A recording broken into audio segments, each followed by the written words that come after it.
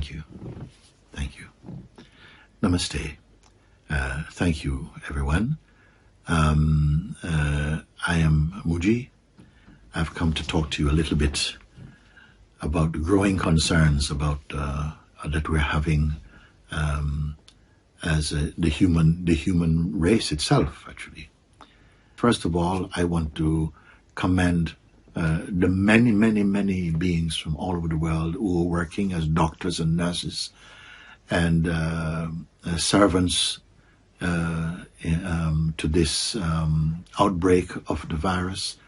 I know that people are traveling. Some doctors are coming even from places like Cuba to join the services in the hot points of where the virus is most prevalent at the moment, like in Italy and so on. I want to take this time to really commend and to say thank you, with one voice from all the people in the world, that you are called upon at this moment to be in service in such a profound and global way. And I want to say thank you to all of you who are really giving everything for all of us, and with such a generosity, such selflessness, actually, that I'm touched to the core by your love, your compassion, your loyalty to your disciplines, to come in this way, even at great risk to yourselves. Thank you for all of that. Yes. What is pulsating in my entire being today is something that I've never heard of. I think it's unprecedented. I don't think it's ever happened, where the whole world is at home. Only God can do that. The whole world is at home. Doesn't matter where you live. It doesn't matter what time zone you're in.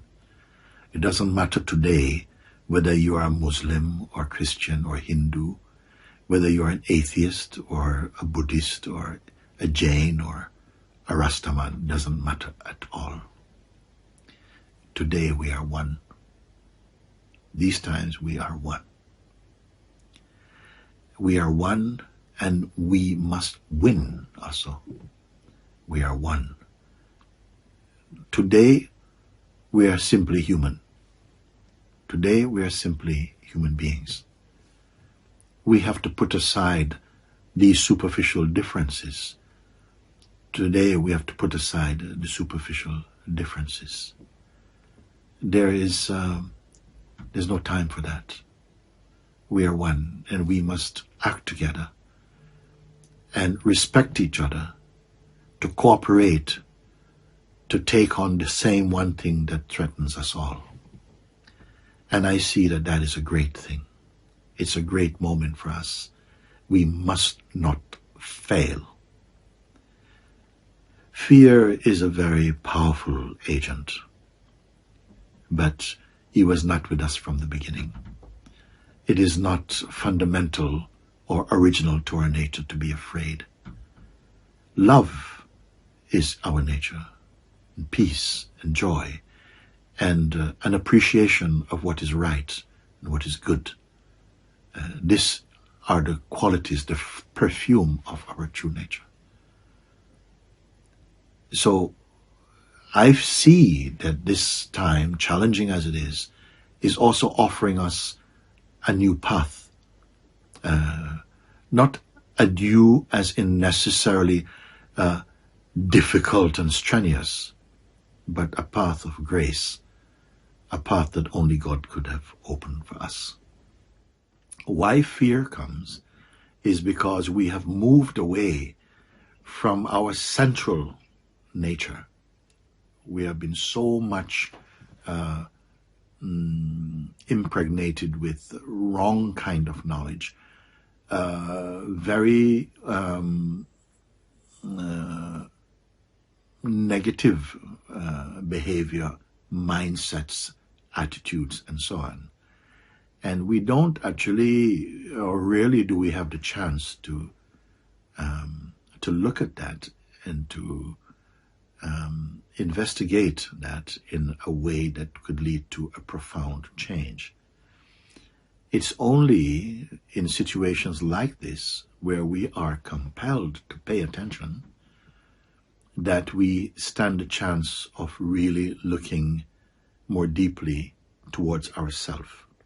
Mostly, our attention in life is on the outward going momentum, going towards the sense objects, going towards things which are momentary in their nature, material things, things to do with our egos, and fear also. Fear is strongly behind that kind of movement. Fear of being without, fear of being disrespected, fear of being abandoned, fear of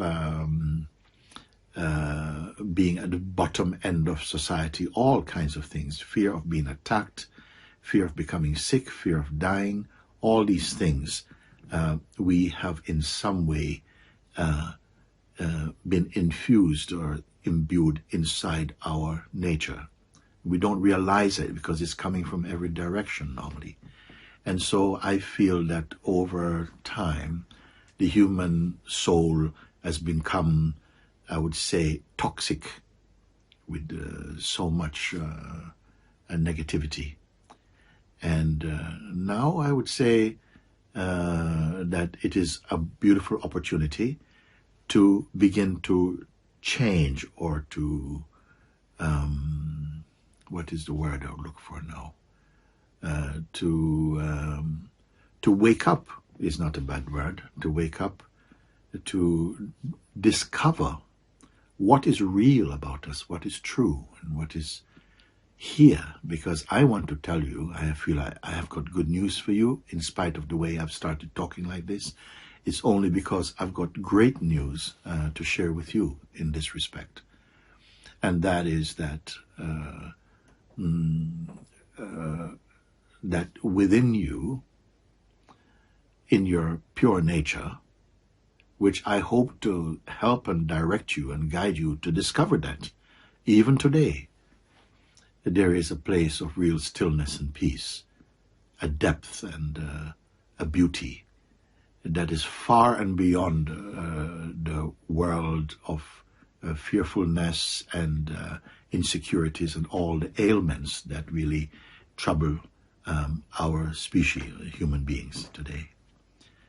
I remember when my own master, my spiritual master, Papaji, was once asked by someone. He said, Papaji, the world seems to be, mankind, he said, it seems to be on a path to self-destruction or something, you know. What must happen? What must man do? And the master responded, he said, mankind must become kind man. And that was very, very, it was so powerful to hear that. Mankind must become kind man. What is kind man? Kind man means to become himself again, to find his real nature, to find his real spirit and being. And where is this real spirit and being? Right here. It is right here in the heart of our existence, in the heart of our being. It is just through somehow bad habits, misconceptions, the junk food, mental junk food, actually, that has in some way misdirected our attention and put us on a path that eventually made us feel alien from the pure strength, the pure stability and solidity of the true life of a human being. What I want to tell you today is that your true nature is not lost. It is not somewhere else in some divine vault away from you. It is right here in the very core of your heart. And I want to tell you something else, that you need not be afraid, because the path of self-discovery is not strenuous, it's not difficult. In fact, with a situation being as challenging as it is today, I feel that nature, life, God is offering us an opportunity, actually, to go within. Because mostly our energies has been going outward. It has to go heartward. And the way of that is through some simple guiding will reveal, and I say reveal rather than create. And that should be good news for you, because if I had to say to you that you have to be creative in this, many of you would say, I don't think I have the confidence or the ability to create. But what I'm saying is that what is pure in you is intact already. It only needs to be recognized or discovered again, and you'll find that you are already one with that.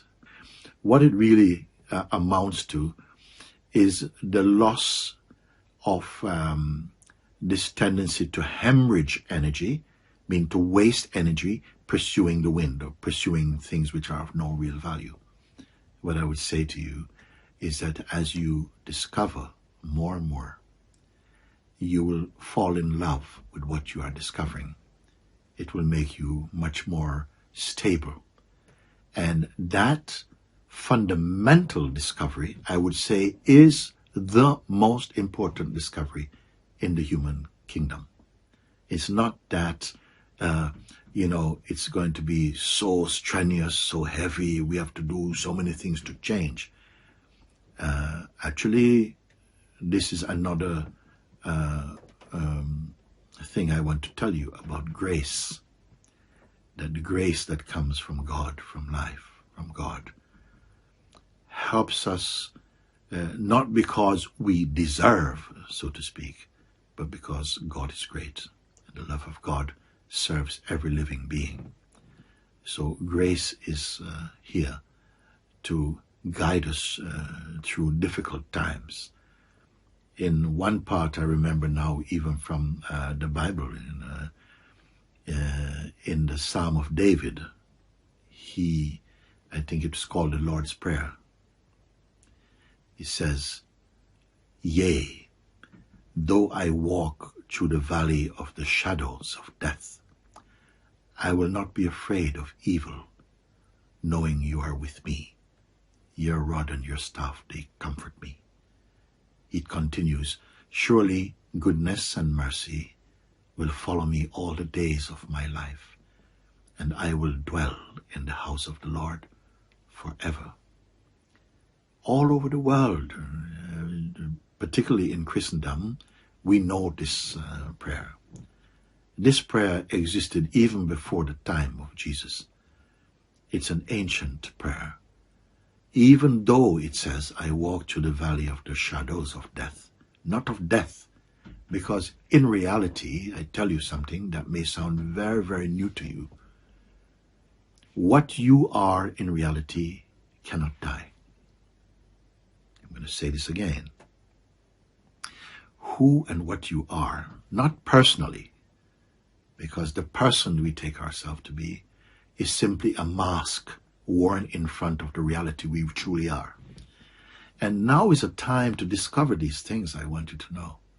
The guided meditations is really showing you where you are most alive, in the most complete sense and in an experiential way. I'm not here to share with you beliefs and philosophies, and not even scriptures actually, but to guide you in a living way, in an experiential way, that you will come to a discovery and a knowing, and that will bring great peace into your mind and heart, and a great encouragement to all peoples of every time, that you may not be afraid.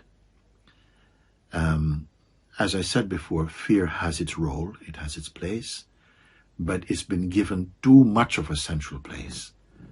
And we must have the courage to face what comes. Fear is not attached to this situation. Fear is a response that comes from our not being centered inside our own being. And so I want to to guide you to the experience, the knowing of who you really are within yourself. And so I pray from my heart that each one will grow inwardly, that even after this virus comes under control or is stopped, that even after that moment, we continue to grow inwardly and outwardly, to grow in understanding, and so that we don't take things for granted. We don't go back to what we have transcended. So I'm using the word transcended because I feel this is a moment also in our history where we stand a good chance collectively of transcending the lower energies that we have lived with and to come to a higher level of consciousness, higher level of life in the true sense. And by life, I mean a life of understanding, of gratitude and appreciation, both for your life, the life of your family, the life of your town or village, of your country, of your planet. That we see with more a unitive sense, a harmonious sense, that we are one family, one world, one species, living together with greater understanding, greater love. And listen, we can do it. And we are being given a chance by God through nature to step up. We have a lot of support for this, a lot of encouragement. And bless you, everyone, each and everyone, that because all are brothers and sisters to myself. I love you. Let's grow more and more in this love for each other, that love becomes our climate. Let it be so. And God bless you that this coronavirus will do its work but come to an end.